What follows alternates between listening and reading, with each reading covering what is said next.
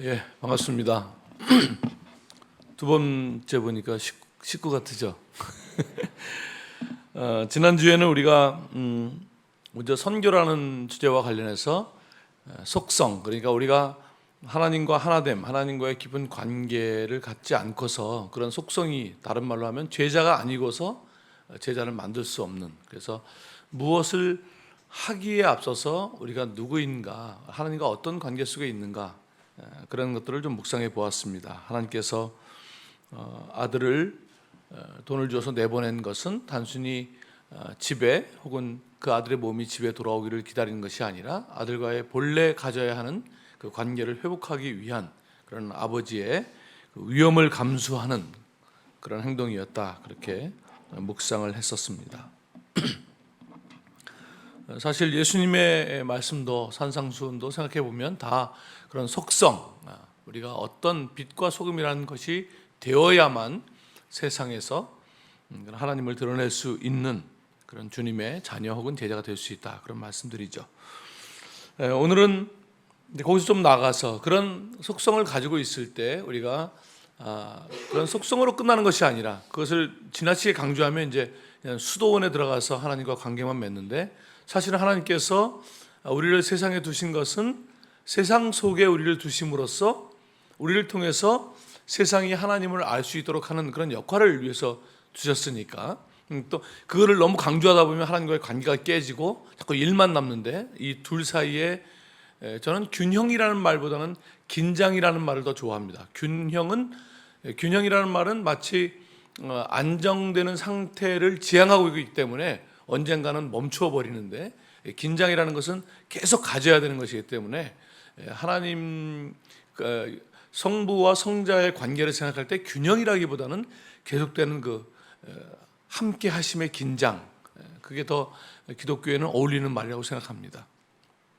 그러니까 그런 하나님과의 관계와 세상에서 하나님을 드러내는 것 속에 긴장, 뭐 균형이 아니라 뭐 절반은 이거고 절반은 이게 아니라 지속적으로 우리가 이것이 부족할 때는 더 채워야 되고, 또 이것이 부족할 때는 더 이쪽을 채워야 하는 그런 긴장 속에 우리가 있는 것이죠.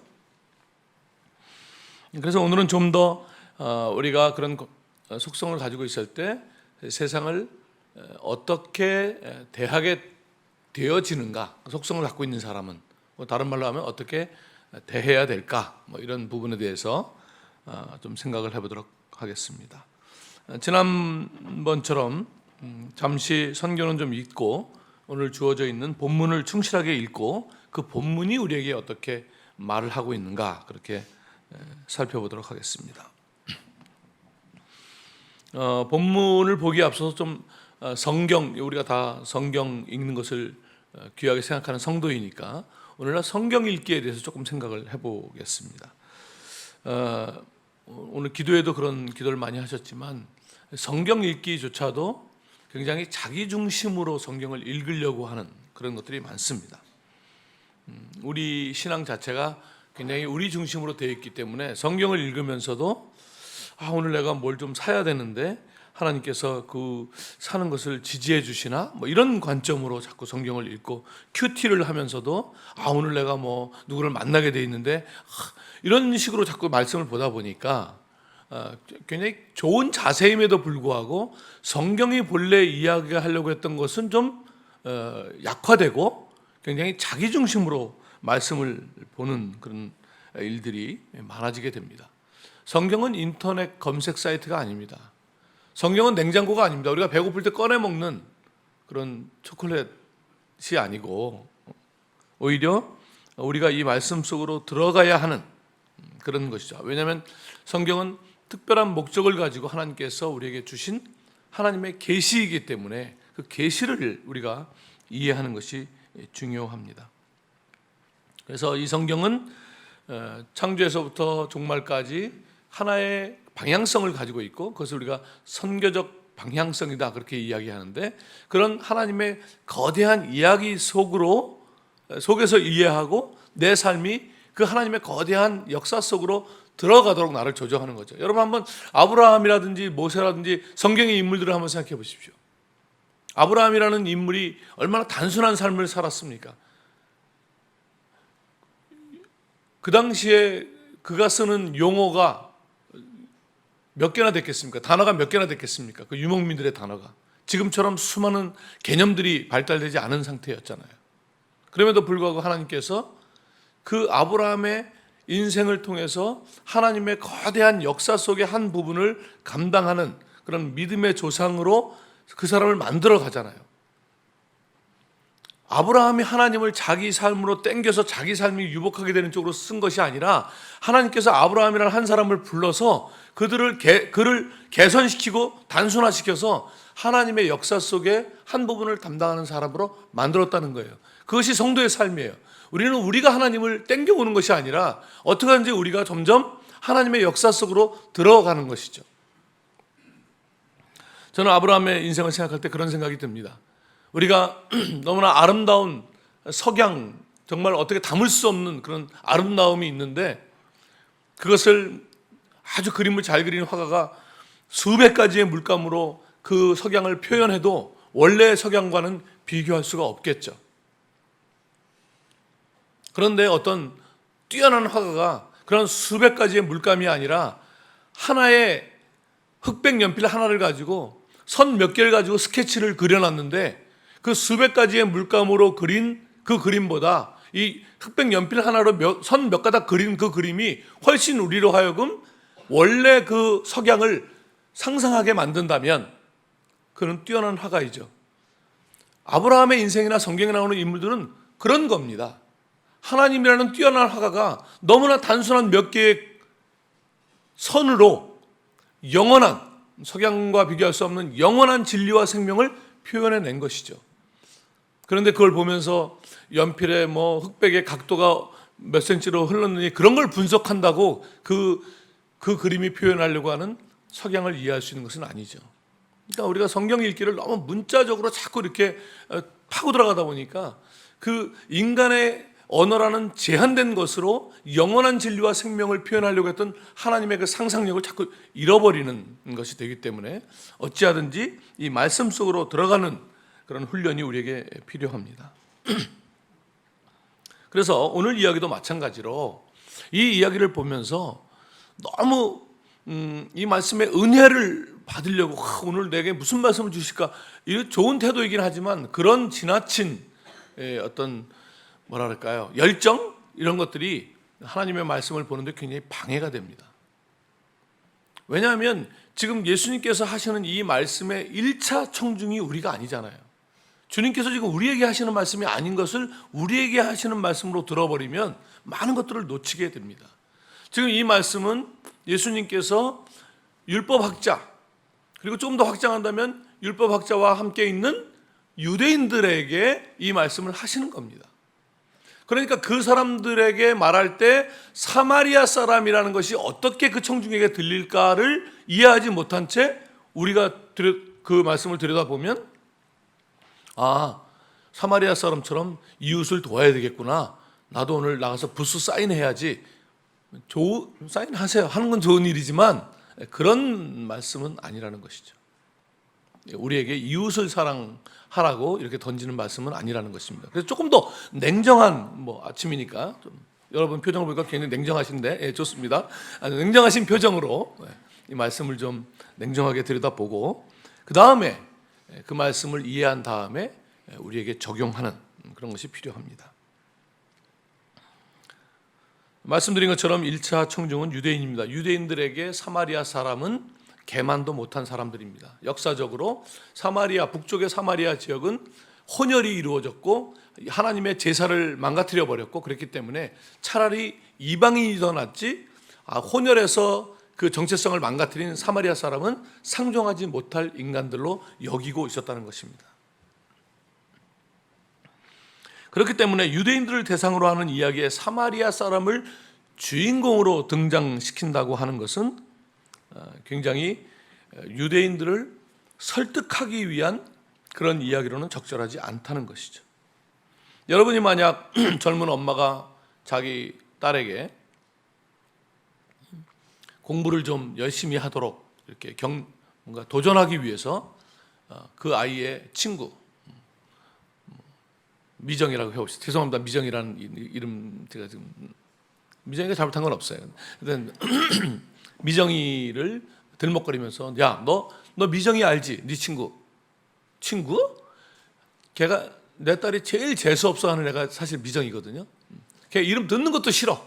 근데 엄마가 너 미정이 너 어떻게 공부하는 줄 알아? 내가 지난번에 갔더니 걔 공부할 때 볼펜을 이렇게 돌리더라. 뭐 이러면서 공부하고 아무 상관없는 얘기를 섞어가면서 딸한테 얘기하면 미정이라는 이름이 등장하는 순간 공부는 뭐고 하고 싶지도 않았지만 하고 싶은 공부도 다 때려치고 싶은 그런 마음이겠죠.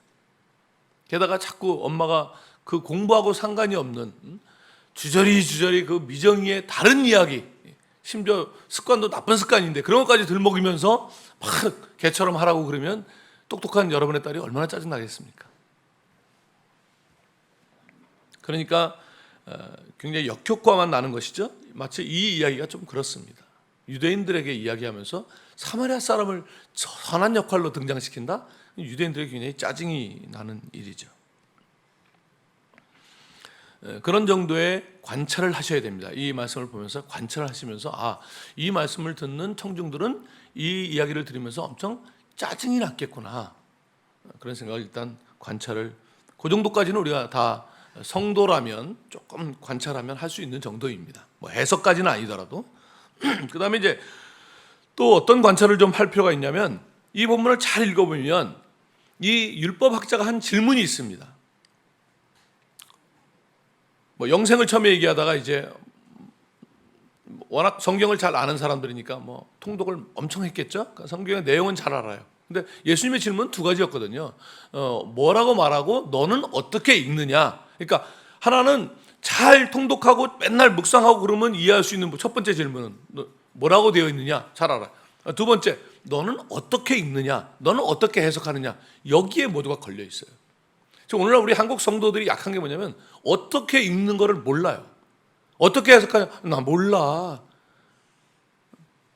왜?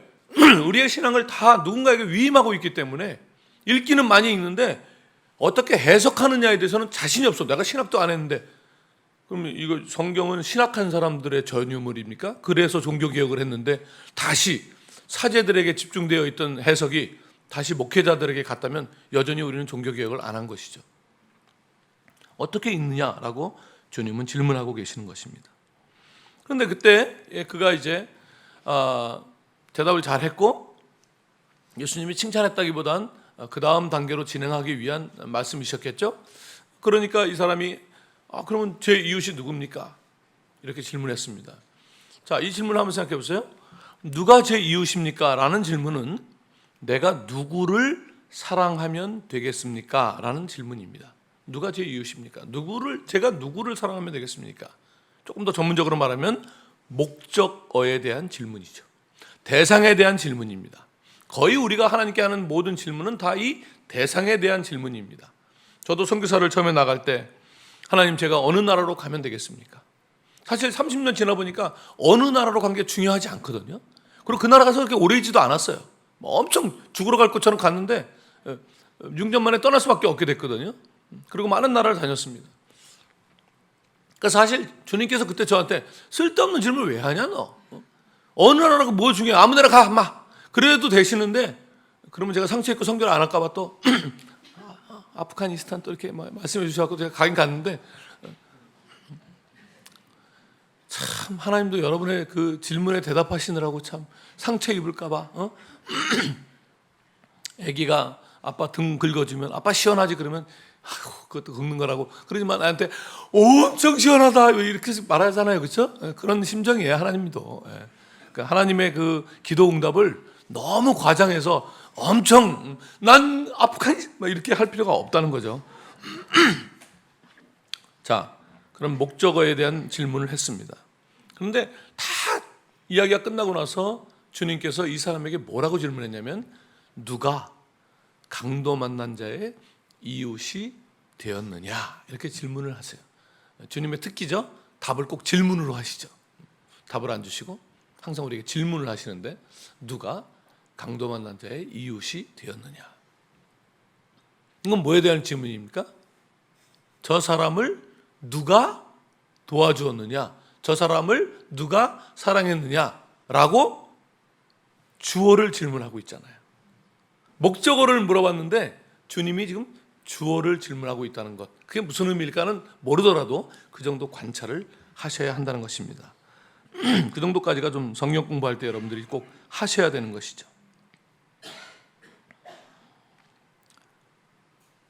자, 사마리아인 이야기로 우리가 좀 돌아가서, 만약에 예수님께서 유대인 이 율법자가 질문한 것처럼 누가 제 이웃입니까? 내가 누구를 사랑하면 되겠습니까?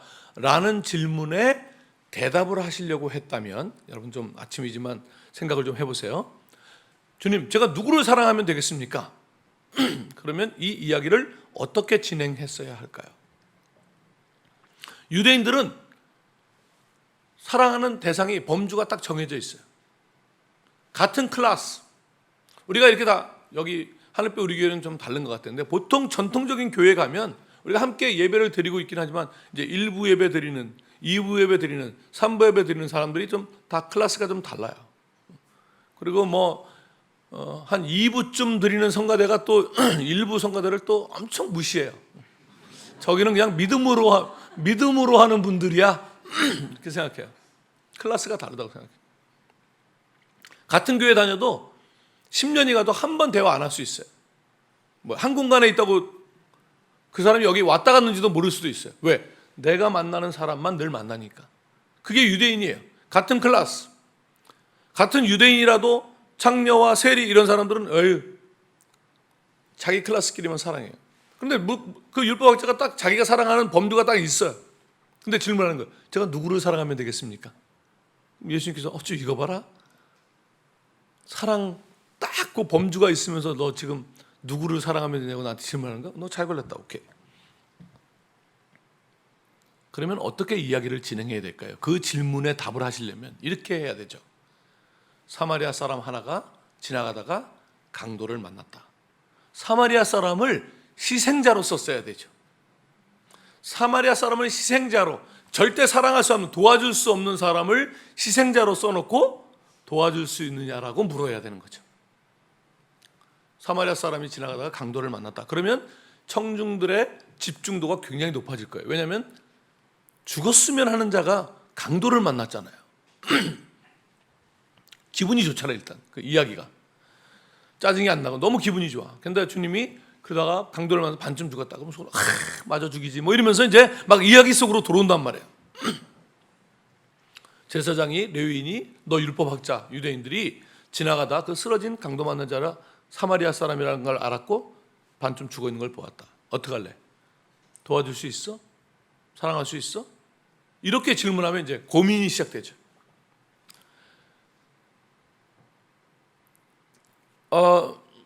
못 도와주죠. 다른 사람 바꿔주면 안 돼요? 희생자를? 사마리아 사람 말고 다른 사람? 사마리아 사람만 아니면 되는데 못 도와주죠. 너 지금 금방 영생을 얘기하고 사랑을 얘기하고 그랬는데, 야, 저 쓰러진 저 사람 하나 못 도와주면서 네가 제가 누구를 사랑하면 되겠습니까? 누가 제 이웃입니까? 영생 같은 소리 하지 말고 집에 가서 반성이나 해라. 그렇게 말씀하시는지, 아니면 네, 사마리아 사람이지만 제가 도와줘야죠. 그러면 이제 옆에 유대인들이 쫙 째려보면서 저 사람은 친사파네, 친사파. 친사파. 사마리아 사람을 도와준다고? 저 친사 임명사전에 이름을 올려야 돼, 쟤는. 이러면서 이제 자기 공동체로부터 왕따를 당하겠죠. 그렇게 만약에 예수님께서 이야기를 진행하셨다면 누가 제 이웃입니까? 라고 하는 질문에 굉장한 정확한 답이 되었을 것입니다. 그런데 주님께서 이야기를 그렇게 끌고 가지 않으셨습니다. 그들이 굉장히 불편해하는 이 사마리아 사람을 주인공으로, 아마 강도를 만난 사람은 당연하게 유대인이었겠죠. 그런데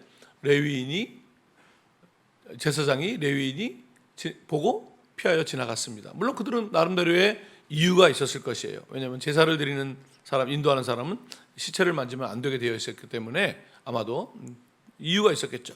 어쨌든 한 줄로 정리를 했습니다. 그런데 불편하게 사마리아 사람이 주인공으로 등장하면서, 여러분 그런 뉘앙스를 가지고 이 본문을 잘 보시면 제사장이 보고 피하여 지나갔어요. 한 줄로 정리했습니다. 레위인이 보고 피하여 지나갔습니다. 한 줄로 정리했습니다. 사마리아 사람은 보고 도와줬다. 이렇게 해도 충분히 기분 나쁩니다. 그런데 거기다가 쓸데없는 이야기를 섞습니다. 사마리아 사람은 보고 불쌍히 여겨? 이런 말을 형용사를 왜 집어넣습니까? 그리고 도와줬다 그러면 끝나면 될 텐데 뭔 기름이 왜 필요해? 거기 도와주는데. 기름이 나오고 포도주가 나오고 아까 그 엄마처럼 미정이 예를 들면서 쓸데없는 얘기를 많이 늘어놓는 것처럼 예수님께서 이야기를 일부러 짜증나게 하려고 이야기를 길게 끌고 가고 있는 거죠. 저는 이 본문을 볼 때 유대인들이 제일 짜증나는 단어가 하나 보입니다. 여러분 어떤 단어일 것 같습니다. 이 사마리아인 이야기를 읽으면 어느 지점에서 유대인들이 제일 짜증날 것 같습니까? 그런 걸 느끼면서 성경을 보셔야 된다는 거예요. 저는 이튿날에서 제일 짜증났을 것 같아요. 충분히 짜증이 나고 있는데 이야기가 끝난 줄 알았는데 주님께서 그 이튿날, 아니 지금 이 이야기가 이튿날까지 넘어갈 이야기입니까?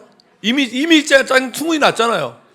또 이튿날까지 이야기를 끌고 갈 이야기가 아니잖아요. 이게 보고 도와줬다 그래도 짜증나는데 말도 굉장히 천천히 하셨을 것 같아요.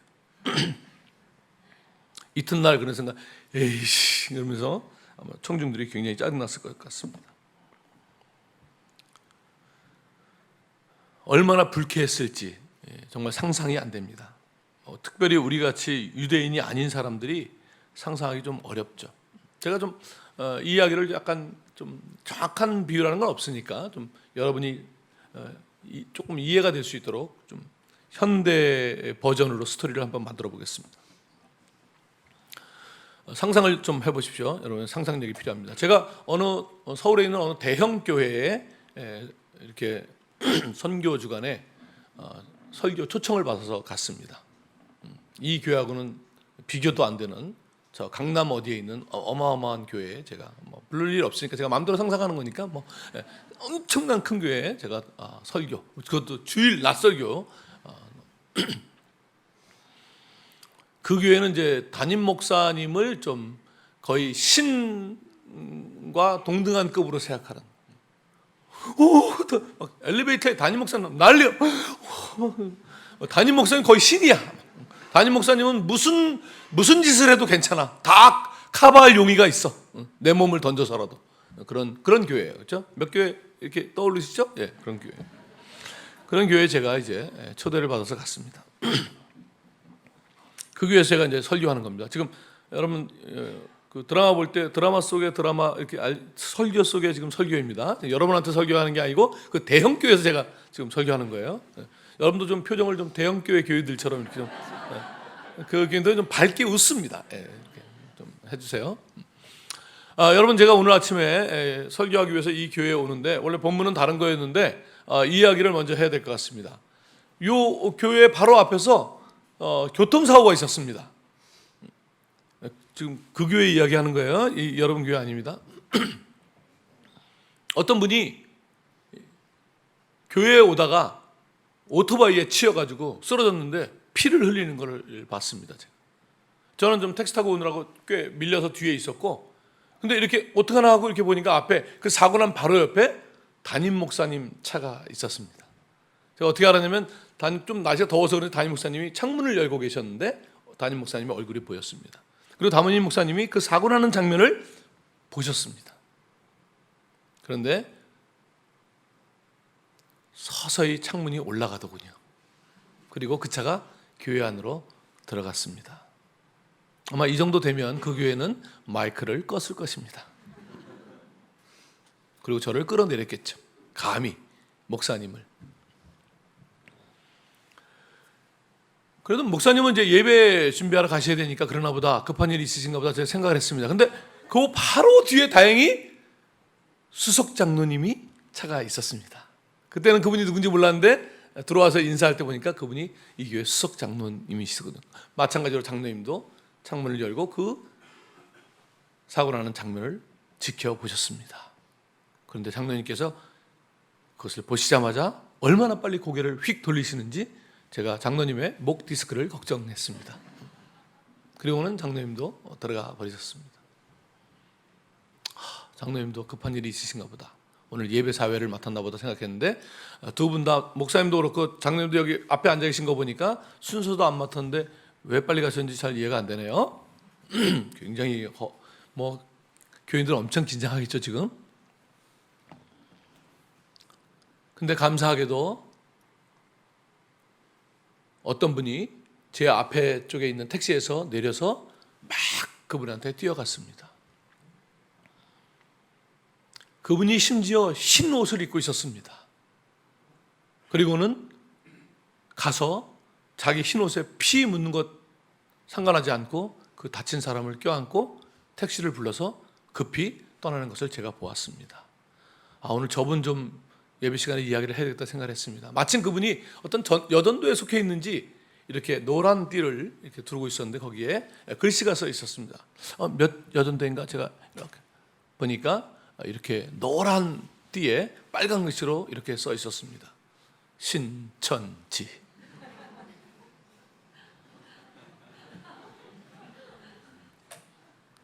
그리고 제가 이제 그 교인들에게 도전하기 시작합니다. 여러분의 담임 목사님처럼 해야 될까요? 아니면 여러분의 수석 장로님처럼 해야 될까요? 아니면 그 신천지 교인처럼 해야 될까요? 그러면 그 교회 성도들이 신천지! 그럴 수 있을까요? 못하죠. 이 끝에 예수님께서 누가 강도만 자의 이웃이 되었느냐라고 물어봤을 때 사마리아 사람이요 라고 말할 수 없는 거죠. 이 유대인들이. 그래서 자비를 베푼 자죠 라고 돌려서 얘기할 수밖에 없는 거죠. 왜 예수님은 지금 이들에게 이웃 사랑에 대해서 묻고 있는데, 대상을 질문하고 있는데 왜 사마리아 사람을 등장시켜서 지금 주어를 묻고 있는 것일까요?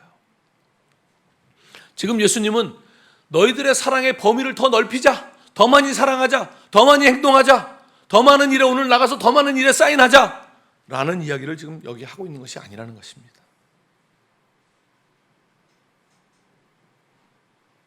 하나님께서 사람들이 하나님을 배역하고 떠났을 때 이 세상에 하나님의 계시를 담을 수 있는, 하나님이 보이는 한 백성을 만들기로 작정하시고 아브라함을 불러서 오랜 시간을 보내시고 그에게 진리를 가르쳐 주시고 유대인의 조상이 아니라 믿음의 조상으로 그를 세우신 후에 이스라엘 백성을 만드셨습니다. 그러니까 이스라엘 백성은 믿음의 백성이 되어야 되는 거죠. 유대인이 아니라 하나님의 계시를 담고 있는, 세상이 그들을 보면 하나님이 보이는 사람이 되어야 하는 것이죠. 그런데 그들이 우리만 구원받았다고 하는 배타적인 선택으로 가면서 이제 주어는 유대인, 영어로 그걸 디폴트, 이미 정해져 있는 값. 주어를 물을 필요가 없어요. 왜? 주어는 나니까. 주어를 물을 필요가 없어요. 이제 목적어만 물으면 돼요. 그러니까 유대인은 구원받았지만 사마리아 사람들, 옆에 있는 이방인들은 구원의 대상이 아니에요. 그들의 이해 속에서는 우리가 무엇을 더 하느냐에 관심이 있어요. 그런데 하나님은 각 나라와 족속과 백성과 방언에서 아무라도 능히 셀 수 없는 무리를, 온 세상을 구원하기 위해서 그리스도를 보내신 거예요. 그러니 그 인식이 바뀌지 않는 한 나 중심으로 내가 아무리 선한 일을 많이 한다고, 심지어 고린도서 13장에 있는 것처럼 내 몸을 불사르게 내어 내게 있는 모든 것을 다 팔아서 줄지라도 저 사람을 하나님께서 부른 주인공으로 인식하는, 다른 말로 사랑이 없으면 아무것도 아니라는 것이죠. 인식의 전환이 있어야 돼요. 상대방을 보는, 세상에, 제가 지난번에 성경은 사람에게 그 사람이라고 하는, 하나님의 형상대로 지음받은 사람이라고 하는 그런 인식이 없다면 우리가 무슨 나가서 아무리 많이 사인해도 크게 의미 있는 일은 안 된다는 것입니다. 오늘 쓰리안의 이야기 보셨잖아요. 참 역시 우리 아프가니스탄 선교사 출신인 김명숙 전사님께서 참 뛰어나신 통찰력으로 그냥 여기서 대상으로 보는 게 아니라 그와 함께 동행하면서 그의 시선에서 너무 감동 있게 봤어요. 여러분, 하나님의 시각이란 무엇입니까? 저는 성경을 읽으면서 하나님의 시각이 얼마나 정밀한지를 볼 때마다 깜짝깜짝 놀랄 때가 있는데, 여러 지점이 있지만 한 가지만 소개하면, 여러분 나오미라는 인물 아시죠? 나오미가 살던 시대의 여자의 가치는 남자보다 훨씬 떨어져 있는 그런 사회적인 가치였습니다. 동급으로 치지 않았어요. 그런 나오미라는 유대 여자가 이방으로 가서 재산 다 날려먹고 남편 죽고 아들 둘이 죽었어요. 그 이야기는 유대인의 사회적인 관점으로 말하면 이 나오미라는 여자는 무가치하다는 거예요. 한나가 무자하더라, 자식이 없더라, 무가치하다는 표현이에요. 그 시대의 사회적 기준이 그랬어요. 그래서 나오미가 고향으로 돌아왔어요.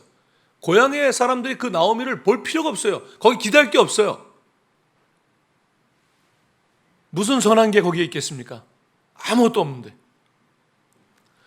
유대인인 나오미가 하물며 그럴진데, 그 나오미를 따라온 이방 여인 룻은, 이건 나오미가 무가치니까 이건 무가치한, 말할 필요도 없는 그런 사람이에요. 그 룻이 추수하고 큰 것 덩어리들은 가져가고 떨어진 이삭을 줍는 장면을 한번 생각해 보십시오. 그 무가치한 여인 룻이 줍고 있는 그 이삭, 그게 뭐 성경에 등장할 만한 그림입니까? 그런데 하나님의 카메라가 얼마나 고성능인지 줌인해서 그 이삭을 우리에게 보여주고 있다는 거예요. 그 이삭을, 세상이 보지 않는 그 무가치한 여인과 무가치한 이삭을 하나님이 주목하고 있다는 것이에요. 그리고는 룻기 끝에 가면 갑자기 정신이 어지러울 정도로 하나님께서 카메라를 줌아웃해서 들어올리시는데, 어떻게 들어올리시냐면 룻이 낳은 그 자녀가 다윗의 조상이 되는 것이죠. 그리고 결국 예수 그리스도의 조상이 되는 것이죠. 어마어마한 이야기입니다. 그 무가치한 여인이 이삭을 줍고 있는데, 그 이야기가 하나님 시각에서는 예수 그리스도로 연결되는 이야기로 등장하고 있다는 사실이에요. 그러니 쓰리안을 쳐다볼 때, 아니 지금 우리가 드리는 이 오산에, 지금 이 시간에 어느 가정집에 지금은 쓰지도 않는 녹슨 기계 하나를 가지고 수공업을 하는 어떤 사람이 장갑 하나를 옛날 기계로 짜고 있는데, 거기 캄보디아 20대 초반의 여자아이 하나가 지금 기계가 고장나서 드라이버로 녹슨 나사못을 지금 풀고 있다면, 그 그림이 도대체 하나님의 역사와 무슨 상관이 있겠습니까? 그런데 하나님께서 그 녹슨 나사못을 지금 조망하고 있다면, 그리고 언젠가 그 캄보디아 여자아이를 캄보디아 복음 전도를 위한 놀라운 아이로 쓰기 위해서 이 나라에 보냈다면, 시각은 굉장히 달라지는 거죠. 그런 시각으로 지금 쓰리안을 소개한 겁니다, 여러분. 대상이 아니에요. 우리가 뭐 좀 도와줘야 되는 대상이 아니라, 하나님께서 하나님 나라의 이야기를 쓰기 위해서 주인공으로 불러내는 사람들을 우리 주위에 보냈다는 사실로 인식해야 됩니다. 그런 인식의 전환이 없다면, 대상으로 여기고 시혜를 베푸는 정도로 도와주는 것을 가지고는 마음으로 들어갈 수가 없다는 것입니다. 그러니 여러분, 오늘 나가서 여러분이 사실 어떤 것을 해도 좋아요. 나는 뭐 요거 내 마음이 드네. 아까 말했죠. 어느 나라로 가도 상관없어요. 그러나 여러분이 주님 제가 어느 거에 사인할까요? 그러면 또 주님께서 알려주시긴 할 건데, 사실 쓸데없는 거예요. 그냥 아무거나 사인해도 돼요. 아무거나 사인해도 되는데, 문제는 어떻게 대할 것인가가 중요해요. 어떤 사람이 그런 말을 해요. 모든 것이 선교라면 아무것도 선교가 아니다. 쓸데없는 말이에요. 그런 말은 쓸데없는 말이에요. 여러분, 모든 것이 선교가 아니라 모든 것이 선교여야 하는 거예요. 모든 것이 선교여야 한다는 말은 무슨 말이냐면, 무엇을 해도 좋아요. 그런데 하나님의 선교적인 마음으로 그 대상을 주인공으로 인식하면서 하는 거예요. 그게 선교적으로 하는 거예요. 모든 것이 선교면 아무것도 선교가 아니다, 그런 말은 정말 불필요한 말이고, 우리가 모든 일을 하되 그 성경에서는 하나님의 영광을 위해서 하라 그랬는데, 다시 말하면 하나님의 선교적인 마음으로 대하라는 것이에요. 그러면 다 선교가 되는 것입니다. 그러니 나가서 어떤 것을 사인하더라도 그런 마음을 가지고 여러분이 내가 이것 하나는 이제 이 사람을 혹은 이 여러 사역들이 있겠죠. 거기를 하나님께서 주인공으로 세워놓으신 것으로 인식하고 내가 한번 해봐야 되겠다. 이런 마음을 품어야 되는 것이죠.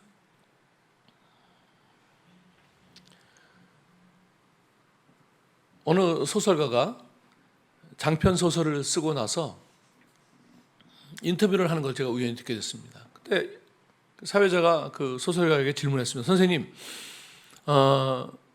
오랜만에 장편 소설을 쓰셨는데요. 왜 장편이 요즘 안 나오나요? 요즘 젊은 작가들이 장편을 잘 안 씁니다. 장편 소설과 단편 소설의 차이점이 뭔가요? 두께의 차이인가요? 아닙니다. 장편과 단편의 차이는 두께가 아닙니다. 단편이 더 두꺼울 수도 있습니다. 그럼 무슨 차이인가요? 근데 참 인상 깊은 말을 그 소설가가 했습니다. 단편이란 1인칭의 시각에서, 한 사람의 시각에서 적어나가는 것을 단편이라고 합니다. 장편이란 여러 3인칭들이 나오고 각 챕터마다 주인공이 다르고 장소도 다르고 다양한 사람들이 주인공으로 등장하는데 나중에 그것이 거대한 이야기가 되는 것이죠. 여러분, 하나님의 나라의 이야기는 장편 소설입니다. 각 나라와 족속과 백성과 방언이 똑같은 1인칭이 되는 것이 아니라 자기들의 이야기를 가지고 하나님께 나아오는 것이죠. 그래서 우리가 누군가 한 챕터를 쓰는 주인공이 되도록 미랄처럼 우리가 섬길 수 있다면 하나님 그것을 귀하게 여기는 것입니다.